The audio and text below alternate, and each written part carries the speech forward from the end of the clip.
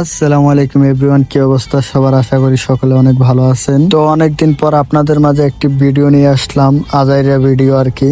অসুস্থতা আর ব্যস্ততার কারণে অনেকদিন ধরে ভিডিও আপলোড করতে পারি না। তো যাই হোক, আজকে আমি গিয়েছিলাম ভুলতা গাউসিয়া, আর সেখানে গিয়ে আসার পথে হঠাৎ দেখলাম রাস্তার ভিতরে অনেক কুয়াশা পড়লো। আসলে গাইস, শীতকালের কুয়াশার থেকে এই ধুলাবালি কোনোটা অংশে কম না আর কি। এতটাই ধুলাবালিতে অন্ধকার হয়ে যাচ্ছিল যে সামনে থাকা গাড়িগুলো আমরা চোখে দেখতে পারি না। আমরা তো তাও গাড়ির ভিতরে ছিলাম। একটাবার ভাবুন, এখান দিয়ে যারা হেঁটে যাচ্ছে তাদের নিজের চেহারার কি অবস্থা হয়েছে আর কি। আপনাদের যাদের গার্লফ্রেন্ড আছে তারা আপনাদের গার্লফ্রেন্ড নিয়ে এখানে ঘুরতে আসবেন, তাহলে আর কি ফ্রিতে মেকআপ করিয়ে নিয়ে যেতে পারবেন।